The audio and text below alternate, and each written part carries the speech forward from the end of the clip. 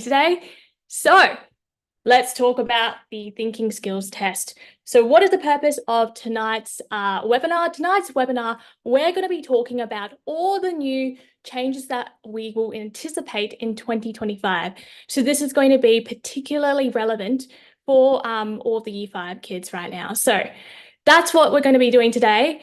And I hope that you guys find this useful. I hope I bring some clarity into what's going on because unfortunately, there's not a lot of information out there. So what I've done is I've tried to gather all the information I could get, and I've tried to kind of come up with my best advice for the Year 5 kids doing the new format thinking skills test. Now, not much has changed, so rest assured, I don't want anyone to stress, but there has been a few kind of changes in the interface and some changes in the New South Wales curriculum, which I'll also discuss, and I'll also talk about how that might impact thinking skills. Before we begin, let me just introduce myself. So my name is Jen. I am one of the first tutors ever here at Scholarly. I've been with Scholarly since its inception, and I've really seen it evolve throughout the years. I've seen the transition from GA to thinking skills, and we've adapted to that transition, although it was a huge change. And I'm very, very proud of all the results that our students have achieved over the last few years. I hope that you guys, everyone in Year 5 or Year 4 if you're watching, can continue this trajectory of success. I know you guys can do well, so let's get right into it and let's talk about what we can do in order to adapt for the new 2025 test. Okay, so today's agenda. What are we going to be talking about today? We're going to be quickly discussing thinking skills and the various question types. Then I'll quickly touch base on trends in the past few years, so the insights that we have garnered from the 2021 to the 2023 papers. Then, you know, what you guys have come here for tonight, I will be talking about the 2025 changes specifically to the New South Wales curriculum reform and how they've integrated critical thinking into all subjects and how that's going to affect thinking skills. And then I'll also be talking about how you can prepare for the computer-based test in 2025. Then I'll talk about optimizing your preparation for thinking skills. There's some secret tools that you can use that can really, really help you. So I'll touch base on that. And then I'll also quickly talk about common pitfalls when preparing. So I hope that you guys find this useful. Now, just a quick kind of PSA. This webinar tonight is not meant to be teaching webinar, in that I'm not going to be, going through questions. The goal today is for me to actually kind of give an overview of how you can independently prepare for the test and how you can go about maximizing your chance for success based on the new, someone's requesting for AI companion. Can you please stop requesting because that pop-up is always coming up? Okay, anyway, so what I'm going to do today is talk about changes and also how you can moderate your own study approach in order to do well. Okay, so we're not going to be talking about specific question types. If you want a more kind of comprehensive breakdown of the question types, please go watch my January webinar. I think it will be on YouTube, so it's been recorded. And in that webinar, I basically go through all the key question types, all the techniques and skills that you generally need in thinking skills. That's not the goal of today, okay? So I just want to make it very clear. So let's just quickly talk about thinking skills. I know you guys already know what it is, but it is a section in the selective school test, 40 minutes, 40 questions, assessing critical reasoning, problem solving, and logical reasoning.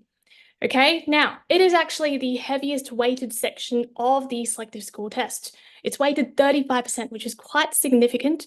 So the New South Wales DOE, they have scrapped school marks. So all of your marks are completely dependent on how you do on the day, and thinking skills is 35%, which is quite substantial compared to mathematical reasoning, which is 25%, reading, which is 25%, and writing, which is only 15%. So if you want to do well in the selective school test, doing well in thinking skills can really help, okay? Now, broadly speaking, two main categories of question types. So there's critical thinking, which is all about argument analysis, right? And problem solving. Now, there's a bit of overlap in these question types, so not all questions are clear-cut. There's some where there's a bit of both, but I'll be generally talking about these question types, then I'll talk about, the juice. So again, I've talked about this in my January webinar, but these are the 6 core question types that has been specified on the New South Wales syllabus. So, they're pretty much giving away like what you should be expecting. There's logical analysis, there's evaluating reasoning, evaluating evidence, identifying mistakes. So all those in blue, they're the critical reasoning type questions. Then we have finding procedures and identifying similarity, which is related to the data analysis questions.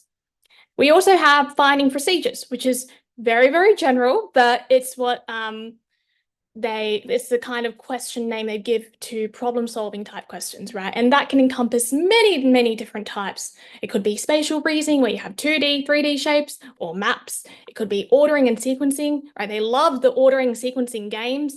It could be data interpretation, relevant selection, which is all about selecting relevant data from graphs, codes and ciphers. The list can go on. So it's very broad, diverse, unpredictable, okay? That's the truth.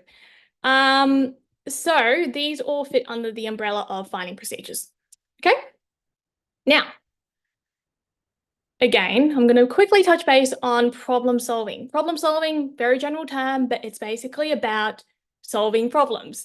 And that involves things like reading and understanding data and math, statistics, graphs, being able to fit together little pieces, right? Fill in the gaps. Sometimes there's missing data, sometimes there's missing information, and your job is to combine the information to come to a new conclusion. So to form a logical deduction from that information. To be able to explain, interpret, and draw conclusions from data, to be able to create solutions to new problems, select important, relevant, required information for solving a problem, calculate, visualize, and estimate, form hypotheses and educated guesses. Now, what does that mean? That just means that you have you form a guess, right, based on the little information you're given, and then you test that, kind of like doing a science experiment, right, but in a multiple choice question format. So that's an example of like the key skills they're testing in problem solving. Critical reasoning, on the other hand, is more about argument analysis. So understanding the anatomy of an argument will really help. What I mean by that is understanding the parts of an argument. So conclusion, premises, assumptions, right? And then being able to understand the validity and soundness of arguments. So again, this is stuff that we cover in our lessons, but you might have heard of validity. Validity is just when a conclusion logically follows from the premises. So if you accept the premises to be true, then the conclusion has to be true, right? And if that works, right, if the argument makes sense, it is valid. Now, I'm not going to be, teaching you guys because it's Sunday night, right? You guys are on school holiday, so I won't drag this out too long, but I'm just quickly outlining what you will expect in critical reasoning. You might also be asked to recognize and evaluate different types of claims. So understanding things like credibility, like how believable is that source, right? There's a lot of misinformation in the real world. There's a lot of distorted information and fake news, right? And if you're able to judge the credibility and the reliability of something, that is a very useful life skill, not just in thinking skills, but also just for you guys in the future. Being able to recognize and evaluate specialized types of reasoning. So there's causal explanations, decision-making, justifying decisions, reasoning from different perspectives, and then evaluating evidence. So that's just about being able to spot weaknesses in evidence, right? How strong is this evidence? Does it actually provide good, solid support for the argument? And strengthening and weakening argument questions, which you guys probably have seen many times in our practice papers. So, and also they've started to introduce a few questions related to scientific data and surveys. And I think it's a very useful skill to be able to understand things like sampling bias, representativeness, statistical reasoning. And they're not like obviously in the syllabus, but they're the skills being tested. Like you're given a question maybe about a study that's being done, and your job is to assess how well that study has been conducted. Is it a well carried out study or is it poorly executed, right? And if you guys are interested in scientific research, that's a very, very kind of good intro into what you'll see when you get involved in research in the future. You have to conduct a well-designed study. Anyway, I'm just going on a tangent now, but there's some more skills in critical reasoning that they are more advanced, but if you can develop them, then you'll do very well in thinking skills.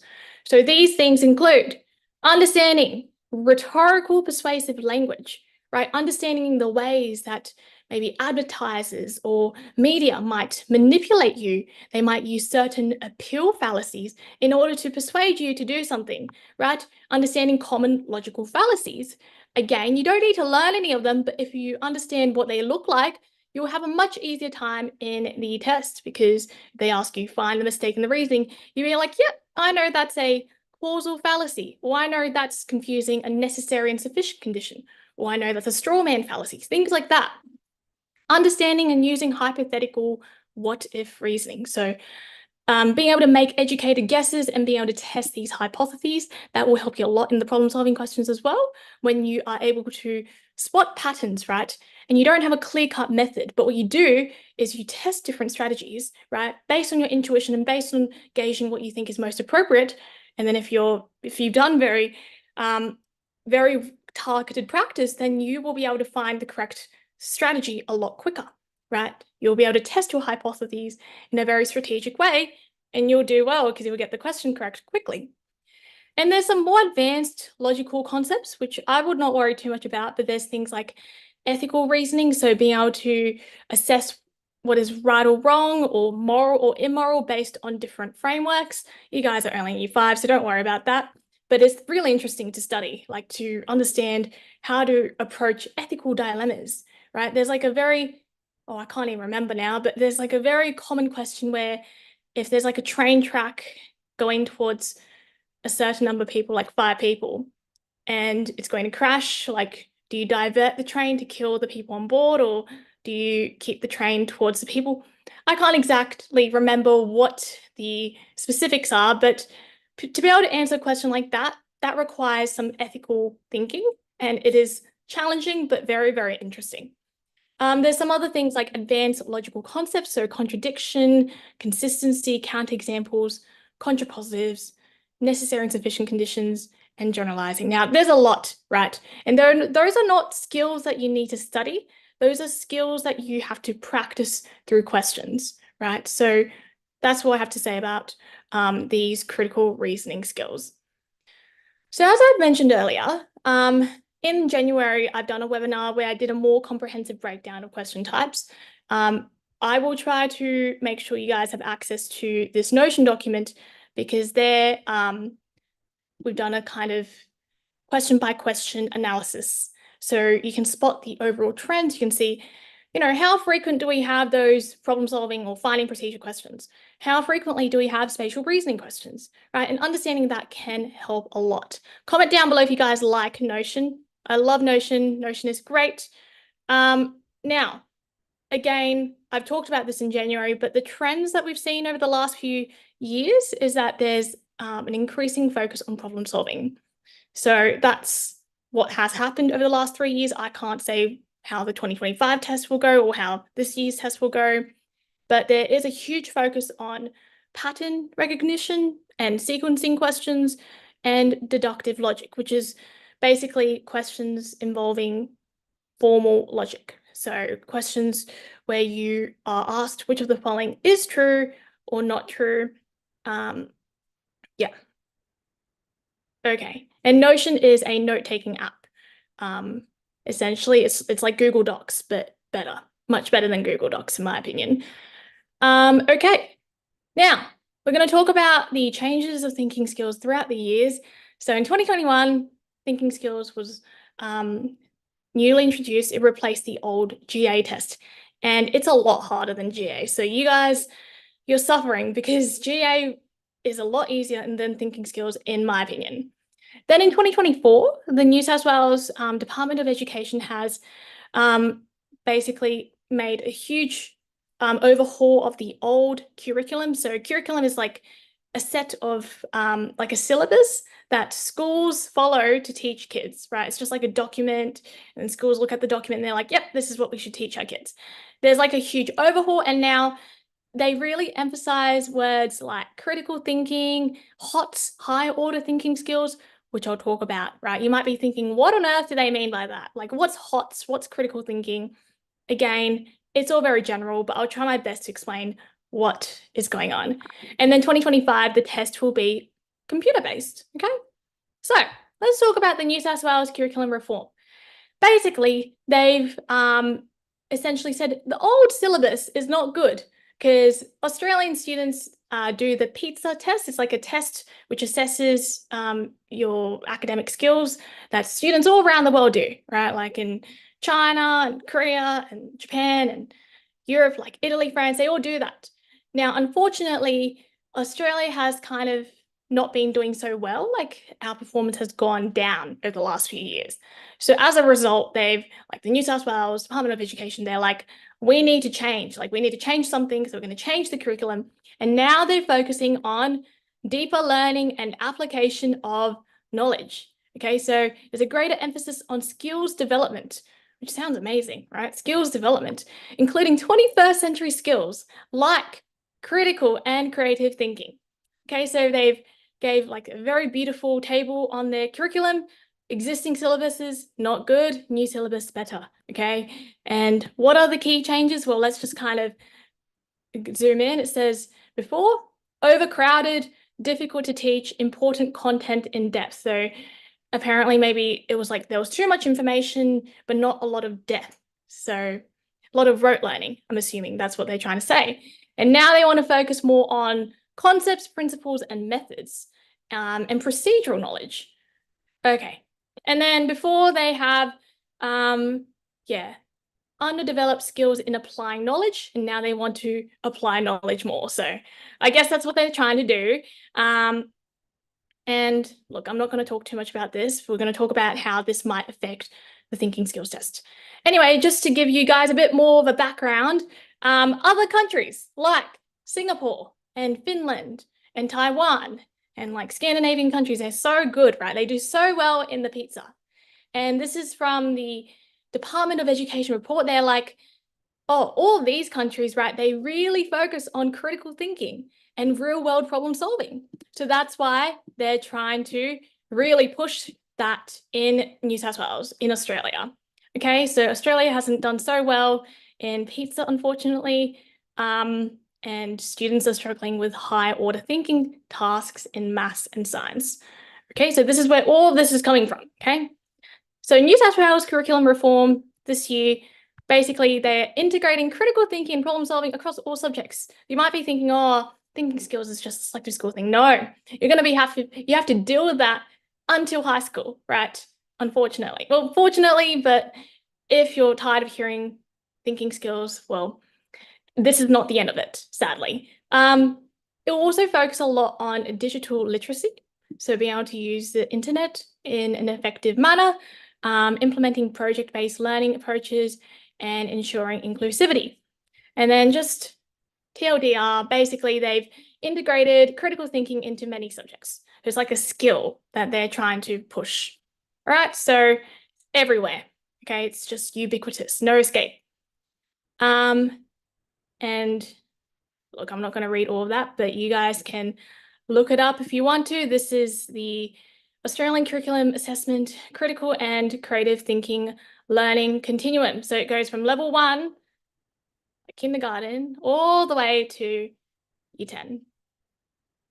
So there you go. Now, how might this impact the selective thinking skills test? I think that based on the trends and based on the fact that they're really emphasizing creative thinking, they will focus a lot more on problem-solving questions. That's my opinion. I might be wrong, so take what I say with a grain of salt. But I'm assuming that they're going to be adding in some more kind of questions that are not easily solvable, questions which require essentially some lateral thinking, some out-of-the-box thinking. So that is my prediction. And I think that you won't be asked to do hard maths, but you will be asked to do questions which require a lot of experimentation and questions which require a lot of adaptability. So I think there's a real emphasis on foundational skills, so basic maths and English, but you have to be able to use those skills in order to do more complex tasks. And I think they might also integrate greater focus on 21st century topics. So things like digital literacy and technology. So maybe even like critical analysis of online information, because they're all about the 21st century changes, right? So those are possible predictions. What I can say from this kind of curriculum reform is that you guys shouldn't be too stressed. I don't think there's going to be any significant changes to the question types, but I do think that it won't always be so predictable. Okay, so that's what I have to say on that. Computer-based testing in 2025. Okay, now let's talk about this. Why did they bring about computer-based testing? I think it's great. First of all, it increases accessibility and inclusivity. So for students with maybe disabilities or students who need certain accommodations, maybe they have hearing or sight problems, they can more easily sit a test. Like maybe if you're colorblind, before it's very hard to do, well, maybe not, that's not the best example, but if you have the need for certain learning accommodations, computer-based testing is a great way to do it. So I think that's fantastic. And also for students who live in remote or rural regions. Also, this also means that there's faster results in grading, so perhaps you'll get your marks back a bit quicker. That is just me kind of guessing. I might be wrong, but if it's computer-based, they will know your result instantly. I'm not sure when they'll deliver the results, though. It might also mean that there are changes to maybe some of the media in the questions. Again, this is all tentative, but if it's computer-based, they might incorporate more interactive or multimedia elements, okay, that test students' ability to think critically about information in various formats, okay? Now,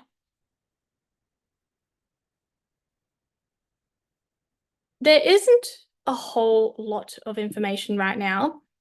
However, there is a pilot test in June 2022. I don't know if you guys have heard of the pilot test, but essentially some students will be invited to sit the computer-based test under test conditions. So there's one at the International Convention Centre in Sydney near Darling Harbour.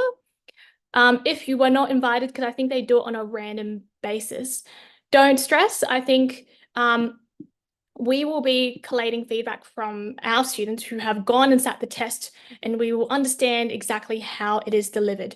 The test itself is delivered by the same company which delivered NAPLAN. So comment down below, have you guys done NAPLAN this year yet? Right, it's the same company delivering the new selective school test, okay? And I don't know how you guys found it. I don't know if you found the experience good or bad compared to when you did it in year 3. Comment down below if you prefer online or like computer-based. So if you guys found your experience very positive and easy and good during NAPLAN, then you don't have to stress, okay? Nothing to stress about, because they've designed it in a way which is very easy and streamlined. And I think it's a lot better in that when you sit a computer-based test, you're not going to be making the clerical errors that you might do in a paper-based test where maybe you'll accidentally bubble in the wrong questions. Computer-based is a bit better, so nothing to stress about, but you do have to be familiar with the test format and you do have to have a good exam strategy. So this is my advice. I think like once we have better understanding of the exact interface and how it's delivered, we can tell you like the various tools that they might have. Maybe they have a highlighting or annotating tool. I know they did in the NAPLAN. Once we have more information, then we can give you better advice. But generally speaking, try to be familiar with the format. Do trial tests online, right? Get used to it. Get used to it. Don't do it paper-based anymore because it's not going to be paper-based. And then, get used to navigating through the questions, knowing how to mark answers, which I know sounds silly, but you want to get used to it, and knowing how to review or flag questions for later review. Practice with digital tools. So as I've said, the test in 2025 is delivered by Janison, which also delivered the NAPLAN test. And in the past, right, they've included tools such as highlighters and strike-throughs and other tools like zoom in, zoom out. So again, not sure how the selective school test will be, but I'm guessing it will be kind of similar. And you want to be familiar with these tools during preparation. I wouldn't stress if I were you guys, because if you're at Scholarly, you would have been doing many, many tests online already, and we will integrate all the new features onto our LMS. Time management, really important. So maybe it's a little bit harder to flip back and forth between questions on a computer. So maybe make sure you have a good strategy and make sure you have, comfort and familiarity with working under timed settings. Okay, now I'm just going to quickly talk about the secret to doing well in thinking skills and doing well in your academic journey in life. There's this thing called higher order thinking skills, HOTS, okay? It's like a buzzword used everywhere. And when I first heard about higher order thinking skills, I thought, what on earth is that? Like, what does that even mean? So there's this thing called Bloom's taxonomy. Now, taxonomy is just a way of categorizing or ordering things, and it's organized in a hierarchical structure, meaning it's organized from lowest to highest. So there's 6 categories, okay? 1, 2, 3, 4, 5, 6. And basically, at the very bottom of this pyramid is the lowest order cognitive skill. So like, let's just say you're learning something new, right? And I think about this a lot because I'm in med school and I always try to think about, hey, like I have to learn so much. How do I actually utilize this in a practical way? Because I can know one niche fact, another niche fact, but if I can't use all of this together to help treat a patient, then it's kind of pointless, right? So remembering is at the very bottom skill. So if you can just remember something, like remember an isolated fact, that's a lower order thinking skill, if that makes any sense. The next step up is being able to understand, so grasp meaning, right? Then you have to apply, so you have to be able to use that in a real world context. And then we get higher and higher. So the higher order thinking skills are basically the thinking skills at the top of Bloom's taxonomy, which is analyzing, evaluating, and creating. Okay, and that's what they're testing you on in thinking skills. So analyzing is examining and breaking information into parts, finding patterns and relationships. And that's pretty much all of the problem-solving questions, right? You have so much random information presented and you have to be able to break it down into simple parts, collect the useful parts, and synthesize that to come to a new conclusion or spot the patterns, right? Evaluating, so making a judgment, such as assessing, judging, defending, right? It's like when you do those strength and weaken questions, you are assessing how strong the evidence is. You are making a judgment. You are evaluating. And then at the very top is creating, which is use existing information to make something new. So if you are able to reach that like that apex, that just means that you have mastered it. You are thinking like so high, right? So that is high order thinking skills. And New South Wales DOE, they love the word higher order thinking skills. So now you guys know what that is, okay? That is what it is. It's just top 3 things in Bloom's taxonomy. Now, thinking skills. Okay, this is from, again, the New South Wales education website, so you can look at that if you want to. It's creative thinking, critical thinking, problem solving, decision making, and metacognition. Now, we've talked about all the first 2 things in quite depth. I'm going to talk more about metacognition now. Metacognition. Who knows what metacognition is?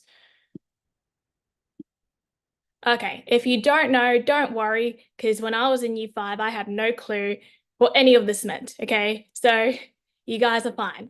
Metacognition is actually something really cool, okay? It is thinking about thinking, learning how to learn, okay? Metacognition is when you, like your brain is thinking about itself, which is a very cool thing to do. And I think it's actually a secret weapon to success in thinking skills. Actually, no, it will help you much beyond just a simple multiple choice test. It will help you in high school. It will help you in university, post-grad, in life. When you start a new job and you have to learn something new, if you can apply metacognition, you're going to go very, very far. So what it is understanding how you think and being self-aware. And there's several things like being self-aware of your weaknesses, right? Knowing where you are, where you need further growth in, right? Being self-regulated, so understanding the best way to approach something and not relying on someone else, like your parents or a teacher or a tutor to tell you what to do. If you can do this now in year 5, you're going to go very far in life, okay? Because I had no idea about any of this stuff like until I hit uni. So being able to adapt to new challenges and transfer your knowledge into these different contexts. That is what metacognition is about. Right, so why learn metacognition? Well, when you give a man a fish, you feed him for a day. When you teach a man to fish, you feed him for a lifetime. I think that's a great quote. So, what is metacognition all about? It's about learning about learning. And what that means is understanding which approach works best for you, understanding when you do an exam, what your weaknesses are, and how you can triage the questions, so know which questions to do first and which questions to flag to come back to later. And also trying questions yourself, making errors, and learning from these mistakes, right? Once you do this, once you make many, many mistakes and keep modifying your approach, you will understand how to do questions a lot more independently and do well, okay? So tips on building metacognition: reflection. So you have to be totally honest with yourself. Don't be delusional. Don't think like I know everything, because you don't. I don't know much in life. I've been very much humbled in my medical degree. So you have to realize that you don't actually know that much, and that's fine, because you can learn a lot of new things, and learning is really, really fun. So check your understanding, identify areas of weaknesses, experiment, so test different strategies and reflect on their success. What I've learnt over many years is that what works for other people will not always work for you, because everyone is different. So you have to understand yourself, and you have to know which learning strategies work best for you. Another thing that will really help is questioning. So always ask why and how. If you are very inquisitive and curious, then you will start to, you will ascend up the pyramid and start thinking in those higher order thinking skills categories, okay? If you just simply accept whatever you get told, then you're not really going to go beyond the lower categories. So always ask questions, ask why and how, and look for applications in real life, okay? Thinking skills is actually quite fun. I think it's like a fun little game that you do. And you learn about a lot of concepts which you actually apply in real life, such as identifying logical fallacies and identifying questionable evidence. It's a very, very useful skill to have, especially given that you guys, you are in the digital era, okay? So another thing is you guys have a lot of time, and you might think, do I have to prepare for thinking skills? Do I not have to prepare? My opinion is that you want to give yourself the best possible chance of playing to your potential. So to give yourself the best possible chance for success, you should try your best to prepare as much as possible. Okay, so to do that, time conditions, simulated exam conditions, creating a mistakes logbook, right? Reflecting on your mistakes, working out which strategy works best for you. Through that, you can apply things like metacognition, and you can do very well in thinking skills.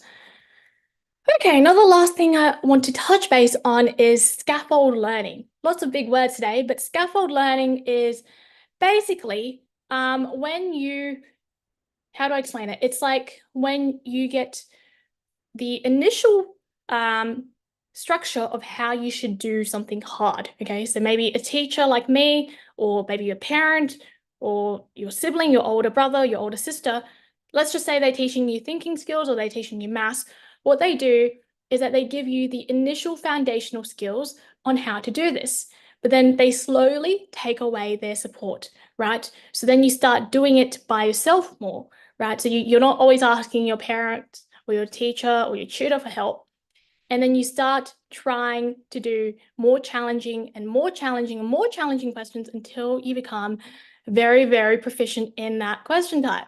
So that is actually called the zone of proximal development. Again, that's just a very fancy word for, you want to keep at the edge. Proximal means edge.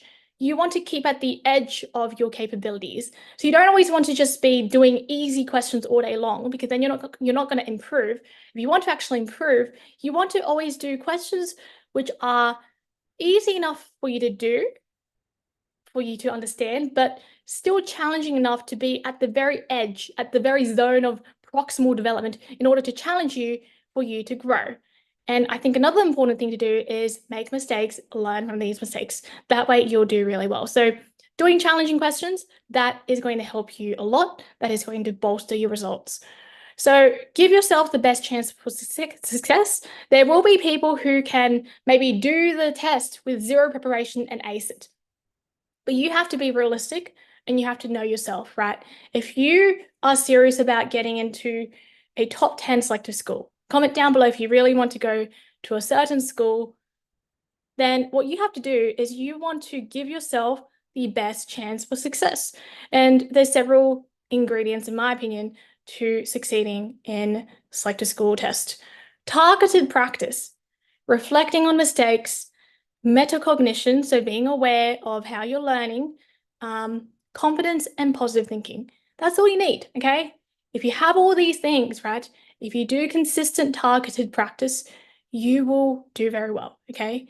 That's all I have to say today. I hope that this is useful and I hope that I've clarified the changes to the 2025 test.